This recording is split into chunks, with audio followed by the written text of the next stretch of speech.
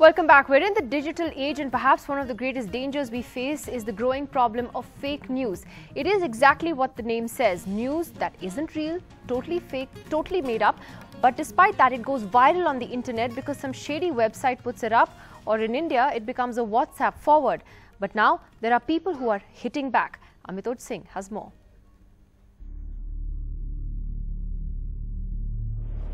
Meet Pankaj Jain, a Mumbai-based businessman by day, a hoax slayer or India's online crusader by night. A man who has taken it upon himself to verify information that flows on social media and the internet. Like this post that went viral on actor Vinod Khanna's death, except that he isn't dead. Even the BJP's Meghalaya branch observed a 2-minute silence for the actor. This all started from 2015. I used to get all these kind of messages on WhatsApp from my relatives and friends. I thought everybody should know about it. And then I started a page, I bought a domain, and then from there it started. Pankaj, who has busted more than 1,300 fake social media forwards, is followed by celebrities and journalists. He became well known after many WhatsApp forwards post the note ban last November, which had all kinds of rumors floating as news, from IT raids on bank lockers to chips in new notes. There were all the note-related hoaxes and all. Obviously, all these religious and political based things are dangerous. One time, one guy has not exactly physically threatened me, but has told me that he'll take down the page. I'm sticking to truth. The real worry is when fake forwards threaten law and order, such as in Kashmir or recently in Odisha, when communal tension broke out in Bhadrak. In both cases, the internet was suspended.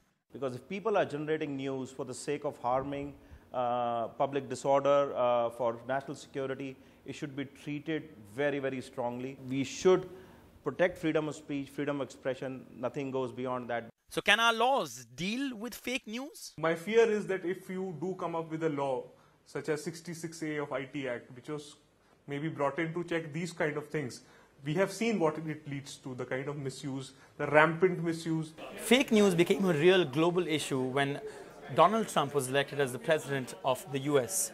Frequently, news articles against him were labeled as fake news.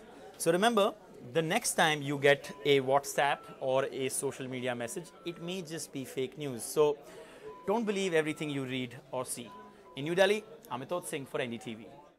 Well, joining us on the program tonight is activist Kavita Krishnan, who herself has had a problem with fake news that was published about her. Recently, Arvind Gupta of the BJP joins us tonight. We also have with us Pratik Sinha from Ahmedabad, who started what he calls his own anti-propaganda site, Alt News, where he's trying to, like the gentleman you saw in our story there, really bust all these hoaxes that are going around. And Apar Gupta, who's a lawyer and co-founder of India's Internet Freedom Foundation, who's also with us. Kavita, your own experience. It was fairly recently, right? And it's still happening. There was a new fake news about me even this morning. So what's the latest? Yes.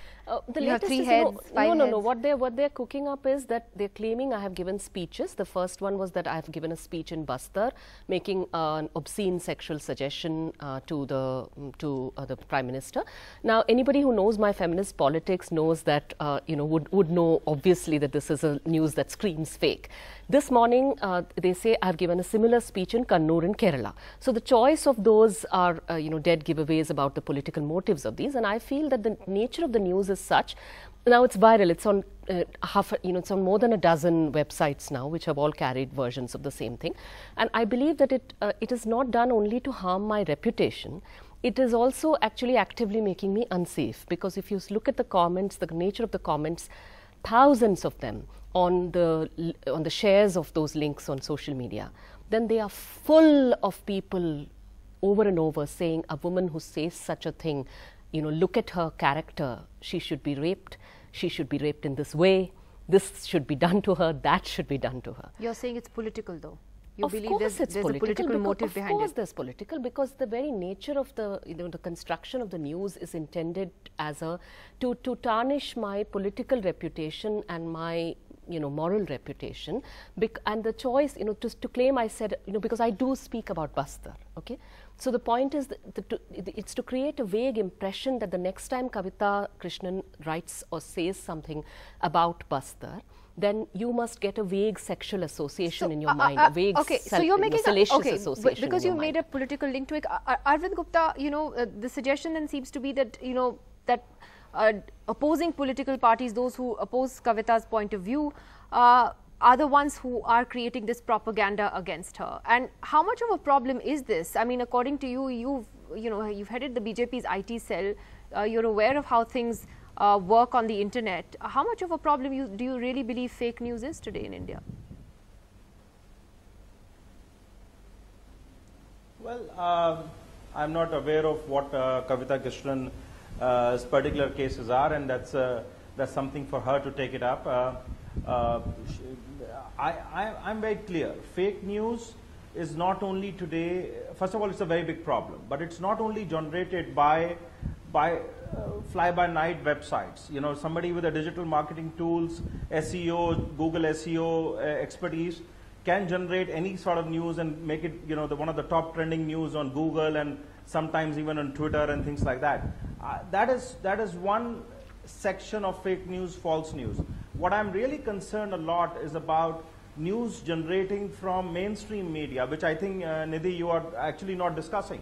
What about news that is completely agenda-based, or news that is completely of so-called mistaken identities, or news that is proven wrong within 2 days or within 24 hours, or facts that are proven wrong, but those news articles are tweeted, retweeted, converted into further stories, created into, fed because into this Arvind 24-hour Gupta, I'll tell you news cycle. something. There's a difference. There's a difference between of reporters who get a story wrong because of one second. Let me complete. They don't know. One second. There's a difference. No, I'll tell you why. Because you're evading the question on fake WhatsApp forwards, for example. I'm talking about fake news. Let me complete. There is a difference between reporters who may have been misled by a source, or who have got a story wrong, and the media must apologize for that. I completely agree. But what about fake? What about out and out fake, like WhatsApp forwards? So that is what I'm trying to say. Yeah. So that is, see, that is where all WhatsApp forwards have to be taken with a pinch of salt. If people start believing every single thing that people, today I think the media needs to be blamed themselves in this. Today, because you need to feed your 24-hour news cycle, I saw this morning, even before your show got planned, some WhatsApp viral has been created, is now a news story. I mean, it is something for media outlets, both traditional and digital media and electronic media, to introspect how are they getting the news sources, and how are they verifying it. And I think, it's across the board. I agree with that. What we're talking about are fly-by-night operators who operate a website and. Yeah. I'd like to. I actually agree with you. I actually agree with you. Probably mostly agenda driven. Yeah. Those are mostly agenda driven. Yeah. Today, unfortunately, we need to understand and separate facts from fiction. I'd like to actually say something in agreement with you, because I actually do agree that the mainstream media has a lot more influence, and that fake news carried by them is much more influential and much more difficult to correct. And I would say, however, that look at the nature of the difference between somebody who gets something wrong. If a Rajdeep Sardesai gets it wrong that the BHU Vice Chancellor was in a BJP rally, he apologizes for it. But the channels, the news channels that ran fake videos about JNU students, the ones that said Umar Khalid is a Jaish-e-Mohammed member, have not yet apologized for it. They're still up online, they're still being shared, they're still creating a hostile atmosphere. So there are lots of those. I agree with you actually that those are actually much more dangerous. Prateek, in your experience as now you sort of have this anti... Let me just ask Prateek, because... How with the convergence, Arvind, just give me a second. How with the convergence of digital media, what happens is a fake news. Rajdeep, you took Rajdeep's name, he apologized and he said it was mistaken identity. What about the people like chief ministers of Delhi who tweeted that and retweeted that? It became viral. We all, those of us who tweeted absolutely, and we all took it back. If a mistake is made, there has to be accountability for that. I, for one, firmly believe as a journalist that in India there's not enough accountability, and the media, when it does get it wrong, doesn't hold it. It doesn't apologize hard enough. I'm glad you're saying that. On Najib recently, Times of India ran a fake news story which they never took back. On page 452 and not put it on page 1, even though the story was on page 1. They didn't even take it back. They defended the story. But Prateek Sinha, what what's your absolutely. own what is your own experience with these fake news sites? How are they coming up? Who's behind them? Are they all just fly by night? Is there something more to this? Pratik, what's your experience?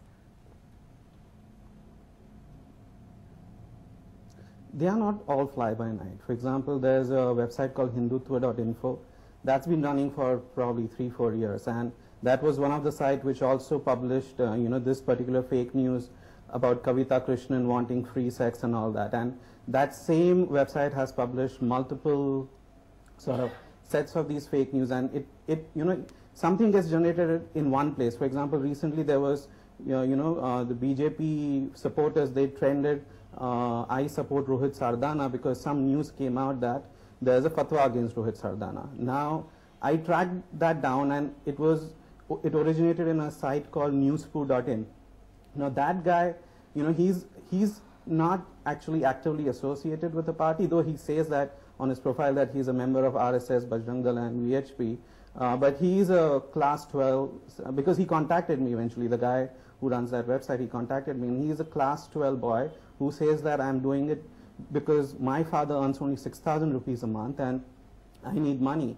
And it's only when I put these kind of news which are clickbait, where you say that Rohit Sardana ko fatwa hua, things like that, and that gets carried by 25, 30 websites without a word changed. And it happened in case of Kavita Krishnan, it happened in case of Gurmehar Kaur, when a video went viral about some girl in a car drinking, and it was said that this is Gurmehar Kaur. Recently it happened with Ravish Kumar, where it was said that some person in Bihar, Muzaffarpur, apparently has been alleged of some corruption charge in a government school, and it was said that it is Ravish Kumar's sister who is doing it. So the modus operandi differs. It is not that some are fly-by-night operators, but there are some which are very, very established websites. There's hindutva.info, there's dainikbharat.org, who have been running for 3-4 years. These are not fly-by-night operators. So, let me ask Apar, who's the lawyer. These are shared not only by random people on. No, Apar, can I interject here? Yeah, I just want to say just one give me more a second. thing. I just want to get a first question into Apar. People on social media. As a lawyer, what is it? What can you do? Because because he got in the BJP. No, I'll come back to you, Arvind. Give me 30 seconds. I just want to get one word in from one more panelist who's just waiting. I will come back to you for a response on that. You can't regulate the internet. So what do you do? How do you stop fake news? It's something the Americans are still trying to deal with. Facebook is trying to deal with it. What do you do? So I think when we are searching for solutions, we should know what is the problem we are dealing with. I think a lot of panelists here itself are categorizing a lot of harms which are being caused, either which are private harms. For instance, a person like Kavita ma'am, who's right here. So for instance, the posts which are made against her are privately made against her. There are provisions under law which are clearly defined, which provide her legal remedy, defamation, for instance. Now, when there are public order harms which are caused, for instance, inciting riots, that itself is fairly covered under the Indian Penal Code. In fact, we have the most speech restrictive laws in India itself. So, in terms of the substantive ambit of law, there is no deficiency as such. Now, what is fake news? And I think that is a main question which is being deliberated by people all over the world. In fact, the UN Special Rapporteur David Kay has said that fake news by itself is nothing but legal harms which are caused to a person or to society, but is just being spread much more virally over the internet. And he's saying if you bring in a very broad-based law, it will result in censorship. So I think one lawyer who just appeared in a small vignette before the panel started, he hinted at the Shreya Singhal judgment. Now the Shreya Singhal judgment essentially struck down section 66A, which was again a very ambiguous, broadly braced penal provision. And the argument of the government, both Congress as well as BJP in court, was because information on the internet spreads very fast, we need a very vague law to essentially regulate it. The Supreme Court disagreed there and said that it has to fit within the categories of prohibited speech as permitted by the Indian Constitution. Now, given that the spaces of dissent are shrinking in this country, we have to be very circumspect and careful. I would advise some caution before we rush and we pose a legal solution for what we call fake news before even understanding it. So you're saying the best way to counter fake news is for people to know and to understand what is Yes. fake, what is clickbait, in fact, verify. In fact, what we are dealing with also is that we have institutional deficiencies in India. The Press Council of India, and it's been widely critiqued, is not as active as it should be.